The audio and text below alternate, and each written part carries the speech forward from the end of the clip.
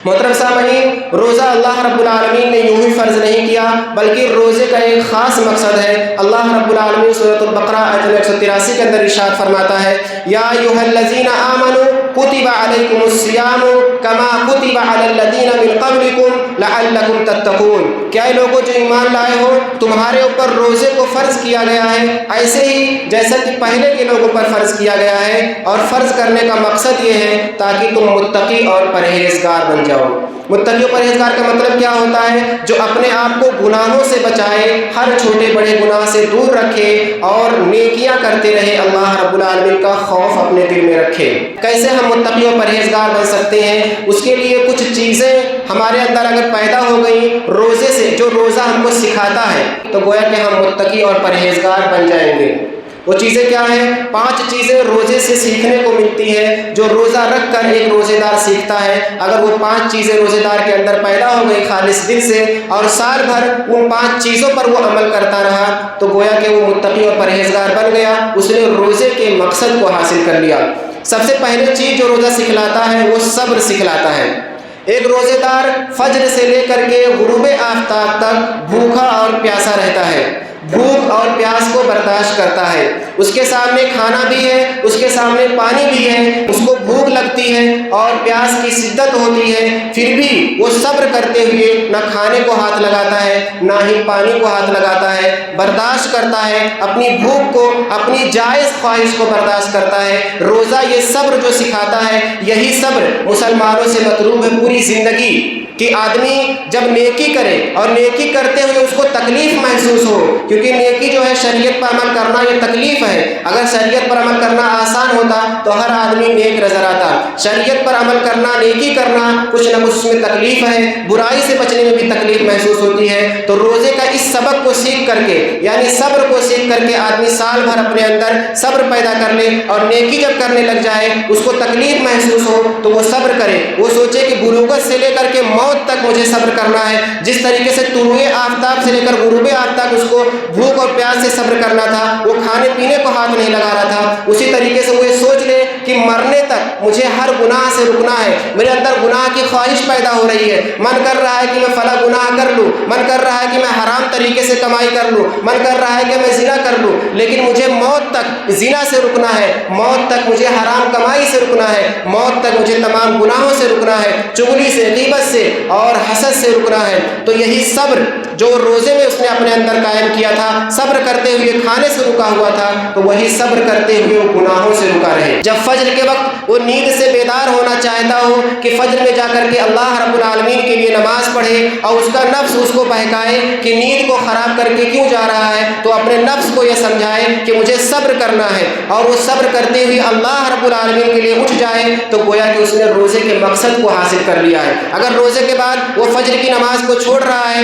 تو گویا کہ اس کے اندر صبر پیدا نہیں ہوا، جو روزہ اس کو سکھا رہا تھا، جو روزے کی تعلیم تھی، اس تعلیم کو اس نے حاصل نہیں کیا، اس کا روزہ بیکار چلے گیا۔ اگر روزہ ختم ہونے کے بعد، رمضان کے بعد وہ فجر کی نماز کے لیے اپنے آپ کو اٹھا لیتا ہے اور سال بھر فجر کی نماز پڑھتا ہے، تو گویا کہ اس نے روزے کے مقصد سے یہ سیکھ لیا کہ اس کے اندر صبر آ گیا اور وہ اپنے نفس پر قابو پانا سیکھ گیا ہے۔ جب اس کا نفس اس کو نیکی سے روکتا ہے تو اپنے نفس کو دبا دیتا ہے، نیکی کرنے لگ جاتا ہے۔ جب اس کا نفس اس کو برائی کی طرف ابھارتا ہے تو اپنے نفس کو دباتا ہے، صبر کرتا ہے اور برائی سے رک جاتا ہے۔ تو یہ پہلا سبق آدمی کے اندر پیدا ہو گیا تو وہ تقوی کی طرف آگے بڑھنے لگ جاتا ہے۔ دوسرا سبق جو روزہ سکھاتا ہے وہ اللہ رب العالمین کا خوف سکھاتا ہے، اس لیے کہ روزے دار روزہ رکھتے ہوئے جب لوگوں کے سامنے ہوتا ہے تو ہو سکتا ہے کہ وہ نہ کھائے پیے، سوچ کر کے لوگ مجھے دیکھ رہے ہیں اور میں بھی کھا لوں گا یا پانی پی لوں گا تو لوگ کہیں گے کہ کیسا مسلمان ہے، روزہ نہیں رکھا ہے۔ لیکن تنہائی کا عالم بھی آتا ہے، وہ کمرے میں اکیلا ہے، اس کو کوئی دیکھنے والا نہیں ہے، اس کے سامنے پانی بھی ہے اور کھانا بھی ہے، پیاس کی شدت محسوس ہو رہی ہے، پھر بھی وہ پانی نہیں پی رہا ہے، حالانکہ اس کو کوئی نہیں دیکھ رہا ہے، لیکن وہ کیوں نہیں پیتا ہے؟ یہی سوچ کر کے کہ میرا اللہ مجھے دیکھ رہا ہے، اگر میں نے پانی کا ایک گھونٹ بھی پی لیا تو میرا روزہ ٹوٹ جائے گا، کسی کو پتہ نہیں چلے گا، لیکن اللہ کو معلوم ہے۔ وہ وضو کرتا ہے، وضو کرتے ہوئے اس کے منہ میں جو پانی رہتا ہے، پیاس کی شدت کی وجہ سے من کرتا ہے کہ یہ گھونٹ اندر چلا جائے اور پیاس بجھ جائے، اور وہ کوئی نہیں دیکھ سکتا سوائے اللہ تعالیٰ کے، تو اسی گھبراہٹ میں، اللہ کے خوف میں وہ گھونٹ اندر نہیں لیتا ہے، وہ سوچتا ہے کہ اللہ تعالیٰ تو دیکھ رہا ہے۔ تو یہ اللہ کا خوف جو روزے کی حالت میں پیدا ہوتا ہے، یہی خوف سال بھر چاہیے۔ اگر یہ خوف سال بھر پیدا ہو جاتا ہے تو آدمی تنہائی میں رہے، اس کو کچھ غلط کام کرنے کا من کرتا ہے، برائی کرنے کا من کرتا ہے، اس کو کوئی نہیں دیکھ رہا ہے اور کوئی بھی جان نہیں پائے گا کہ فلاں آدمی برائی کر رہا ہے، لیکن وہ یہ سوچ لے کہ میرا اللہ رب العالمین تو دیکھ رہا ہے۔ جس طریقے سے میں روزے میں اللہ تعالیٰ کو حاضر و ناظر مانتے ہوئے ایک گھونٹ پانی نہیں پیتا تھا،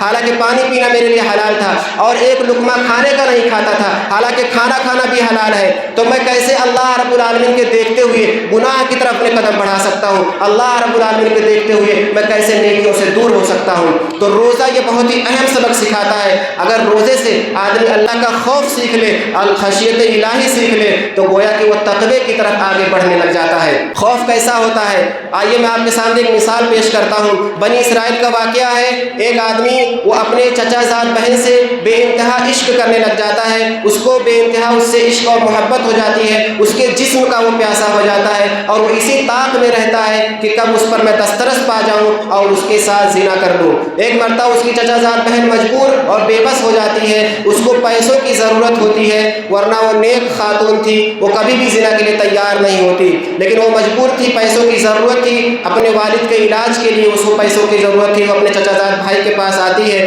اور کہتی ہے مجھے پیسے کی ضرورت ہے، تو بدلے میں وہ اس کے جسم کا تقاضا کرتا ہے، تو وہ پیسوں کی وجہ سے تیار ہو جاتی ہے، کہتی پیسے کی مدد کر دو اور میں رات میں تمہارے پاس آ جاؤں گی، ایسا وہ دے دیتا ہے۔ اس کے بعد رات میں وہ بہن اس کے پاس آتی ہے اور وہ بالکل تنہائی میں بند کمرے میں، کوئی دیکھنے والا نہیں، وہ اپنی بہن پر بالکل دسترس پا جاتا ہے اور زنا کرنے ہی والا ہوتا ہے کہ صرف وہ کہتی ہے، وہ رونے لگ جاتی ہے اور کہتی ہے کہ اللہ تعالیٰ سے خوف کھاؤ، اللہ تعالیٰ سے ڈرو، اللہ تعالیٰ کو کیا جواب دو گے؟ چچا زاد بھائی جو بالکل زنا کرنے پر قادر ہے اور اس کو زنا کرنے میں اب ایک منٹ بھی لگنے والا نہیں اور کوئی دیکھنے والا نہیں ہے، اپنی بہن کے منہ سے جب یہ بات سنتا ہے تو اللہ کے خوف سے ڈر جاتا ہے اور وہ محسوس کرتا ہے کہ واقعی یہ بات صحیح ہے، کوئی دیکھ نہیں رہا ہے لیکن اللہ رب العالمین دیکھ رہا ہے، اور اسی خوف کی وجہ سے وہ اپنی بہن کو چھوڑ دیتا ہے۔ یہ ہوتا ہے اللہ تعالیٰ کا خوف۔ آدمی تنہائی میں ہو، کوئی نہیں دیکھ رہا ہے، پھر بھی وہ گناہوں کی طرف نہ بڑھے، پھر بھی وہ کوئی برائی نہ کرے، چاہے چھوٹا گناہ ہو یا بڑا گناہ ہو۔ اگر یہی خوف ہمارے اندر پیدا ہو جاتا ہے تو گویا کہ ہم نے روزے کے مقصد کو حاصل کر لیا۔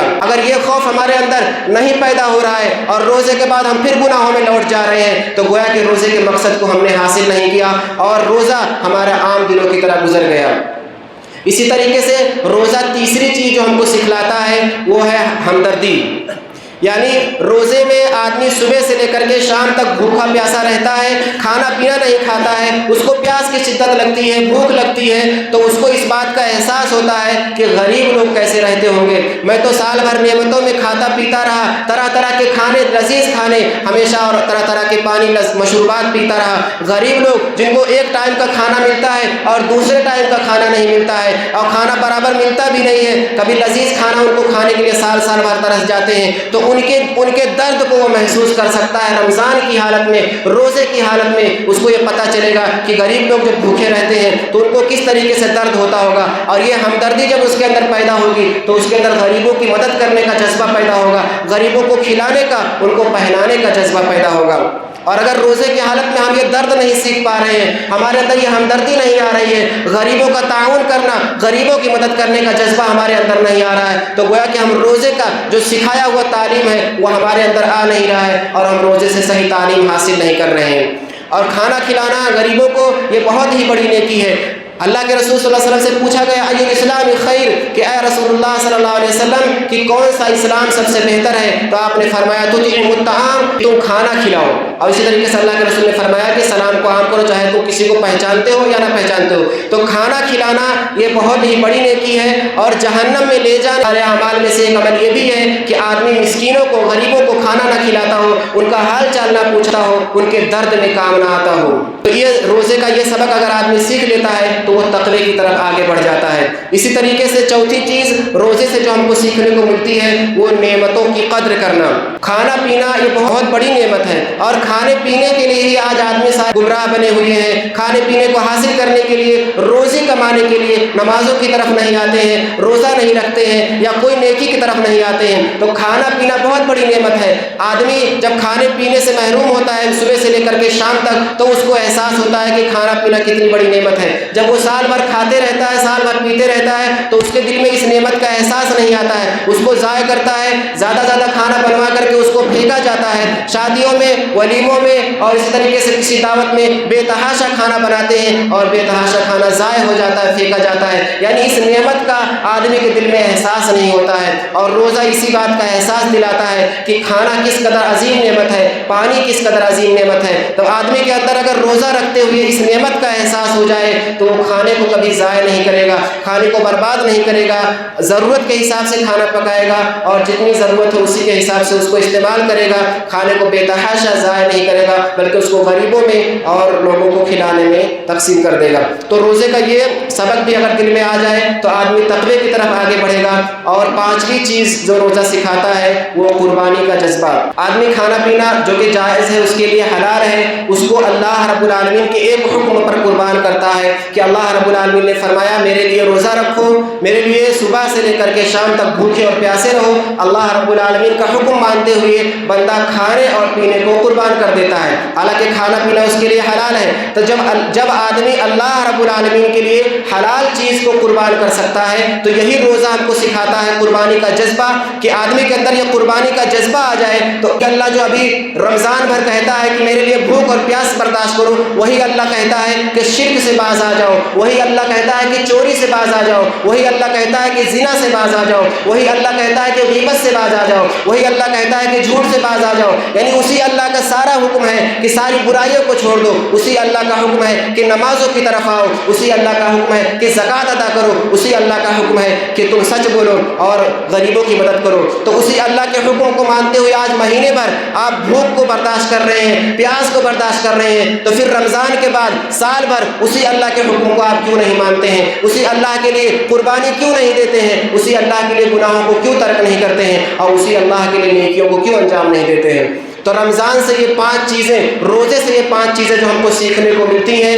یہ 5 چیزوں کو آدمی اگر اپنے اندر پیدا کر لیتا ہے اور اپنے نفس پر غور کر کے اپنے نفس سے پوچھے کہ واقعی میرے اندر یہ 5 چیزیں پیدا ہو گئی ہیں اور رمضان بعد میں اسی طرح رہوں گا، رمضان بعد بھی میرے اندر صبر رہے گا، میں نیکیاں کرنے پر صبر کروں گا، گناہوں سے بچنے پر صبر کروں گا، رمضان بعد بھی میں اللہ تعالیٰ سے ایسے ہی خوف کھاؤں گا جس طریقے سے تنہائی میں ایک گھونٹ پانی نہیں پیتا ہوں، اسی طریقے سے میں تنہائی میں کوئی گناہ نہیں کروں گا۔ رمضان بعد بھی میرے اندر ہمدردی ہو جائے گی، میں غریبوں کا خیال رکھوں گا، ان کی مدد کروں گا، ان کو کھانا پینا پلاؤں گا، اور اسی طریقے سے میں نعمتوں کی قدر کروں گا، اور اسی طریقے سے کہ میں اللہ تعالیٰ کے لیے اپنی خواہشات کو قربان کر دوں گا۔ یہ 5 چیزیں اگر آدمی کے اندر آ جاتی ہیں تو وہ متقی اور پرہیزگار بن جائے گا، اس کو متقی اور پرہیزگار بننے سے کوئی چیز روک نہیں سکتی۔